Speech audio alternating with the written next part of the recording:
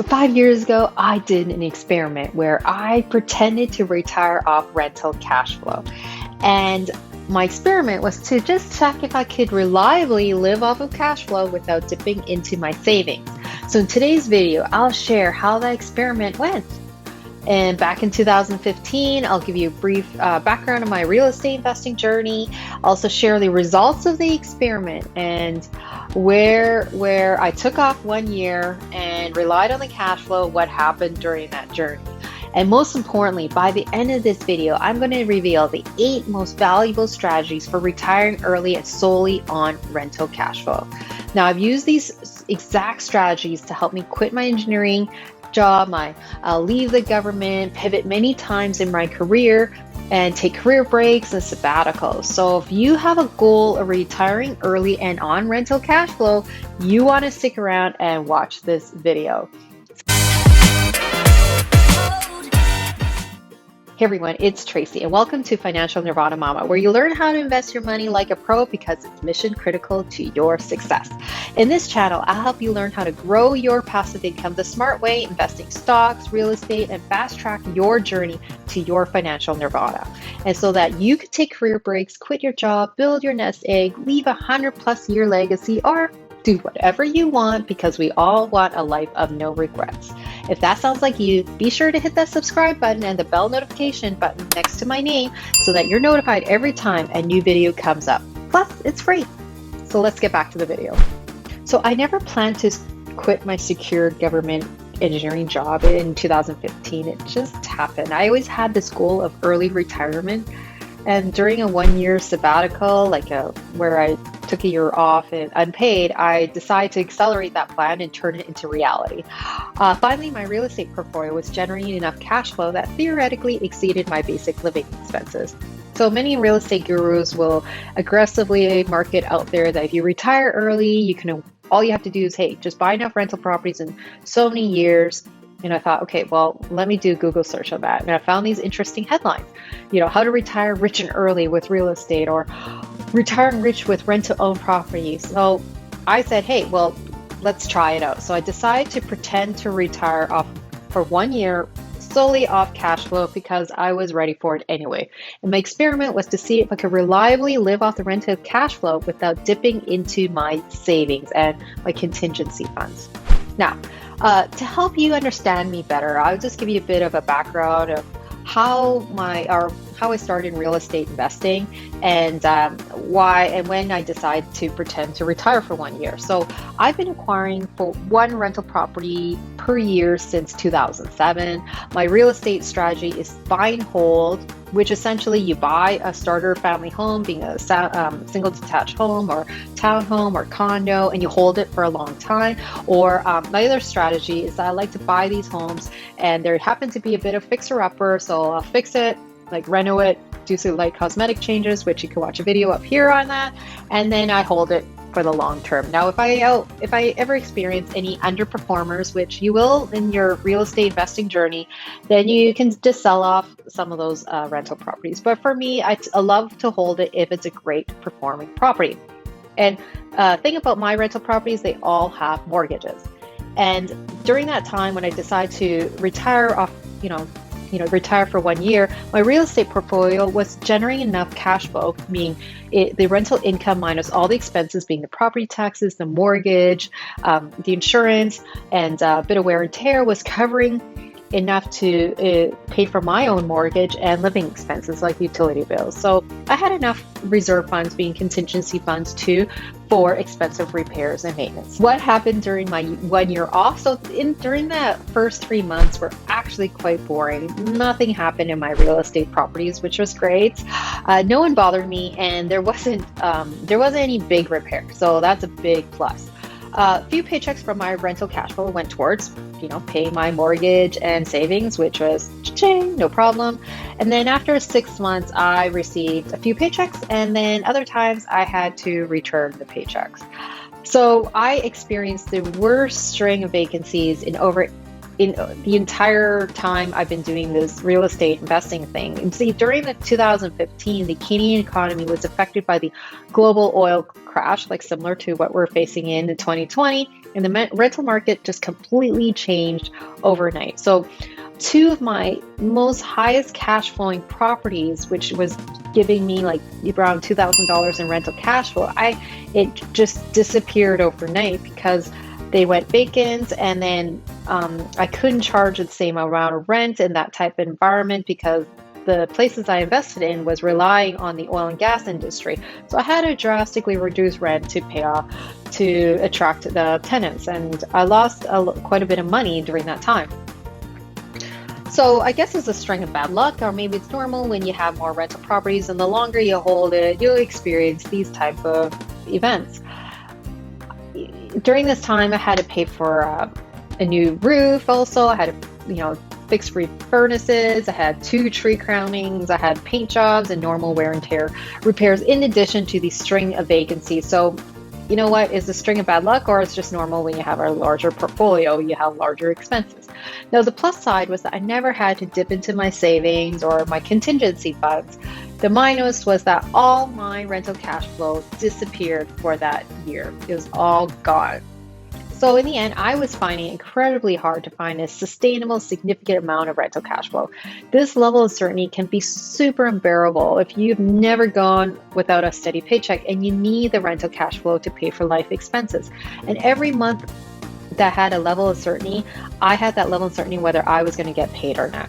So this level of uncertainty is probably why so many people who left their full-time job and traded in for something related to real estate happen to experience some financial instability. And then so what happens is that the very common path they'll enter is become a property manager, become a house flipper, become a real estate agent, and or they run real estate investment workshops. So really, it's unless you have like 100 properties like bringing in rental cash flow. I mean, if I would argue if you had 100 properties, it's still another job to oversee 100 properties, or if you see a property manager, still a job. So unless you have a few of your properties' mortgages completely paid off, I find it very, very difficult to retire early and relying solely on rental cash flow. So how do I recommend retiring early and relying on cash flow through real estate investing? If you ever decide to quit your job and retire using real estate, you need a risk management strategy. So here are 8 strategies to help protect yourself. And I've used many of these strategies, so they are proven methods. Number 1 is the safest way to retire early is have serious coin for contingency funds and completely pay off your mortgages. That is the safest bet to do it, so that you have minimal expenses and you reach a number that you're comfortable living off of. So for some of you, you only need, from probably a majority of you, only need 3 rental properties if they were worth $300,000 now. And say even without inflation, 3 times 3 is 9. So you have $900,000 in assets. And then if you retire off of it and you're collecting, say, rental income of, say, 15, or say, let's just say like a reasonable number, 3-bedroom apartments or 3-bedroom house, you say you get $2,000 each. So you got $6,000 in total for that rental portfolio, and you times that by 12 months, you got $72,000 every single year just holding onto those rental properties. Of course, you still have to pay some expenses, but what I'm trying to say is that that's the safest method if the mortgages are completely paid off, because you have a lot of cash flow coming in. Now, of course, you're like, I don't have 25, 30 years to do this, so you might want to accelerate that path. So the other way is you could buy what I did. I bought rental properties every single year, and then you accumulate quite a bit, say, 10 or 14, whatever that number you want. Sell off half your portfolio, and you collect all that money, and then you pay down the mortgage of the other properties, and that way you boost your rental income. Now, say that's not for you, so that's okay. So say you don't even have the funds to do that. So the other strategy, and you could do all these strategies, I'm not saying one or the other, you could do all 8. The second method is build a large reserve fund covering all of your known unknowns. Now, being known unknowns are events that are are going to happen, but you just don't know when. And the key to doing this is assigning budgets for these individual events. So here's a simple example. Say you have a vacancy that's likely to happen once every 2 years. And it costs you $2,000 every single time. So $2,000 for 2 years per property will work out $2,000 per year per property that you have to save up in that reserve fund. The other thing is that you know you're going to have a roof repair, you just don't know when it's going to happen. Say a roof needs to be replaced every 10 years and it costs you, say, $5,000. So you take $5,000 and divide it by 10 years. So you'll need, $500 every year for that one rental property. So you could do that with every type of major event like tree maintenance, and the list goes on and on. But then what you do is you add it all up. So say you finally figure out all the known unknowns events for your one property, add all the above up for whatever that total happens to be per year for that one property. So in this case, you would have $1,500 you have to save up per year for your one property, and that's your contingency fund. So number 3, build a reserve fund to cover 2 months of expenses for every property and commit to replenishing it every time you draw from it. So the problem is that if you do it this way, you won't cover large expenses like a roof repair or removing trees or repairing exterior work, because that reserve fund is really to help offset vacancies. It just won't be simply enough to just repair a roof, because if you did, and then your whole reserve fund is completely empty. But I know this is a quick and easy rule of thumb for figuring how much reserve fund to save for rental properties. Just save 2 months of expenses. But I'm just warning you that it won't necessarily cover like a roof and furnace. Like if all those events happen, you won't have enough to cover all of those expenses. So how this works is that for example, if you have mortgage payments are $1,000 per property and repair costs is like $500 a year for each property, and you have 10 properties, then your reserve fund would be $1,000 times 10 properties plus $500 times 10 properties by 2 months equals $30,000. Not everyone has $30,000 lying around, and honestly, if you did, you wouldn't want to just hold it in your savings account. So I say that's probably a bit far-fetched, but I mean, maybe you might have that coin, that's fine, save it in a savings account.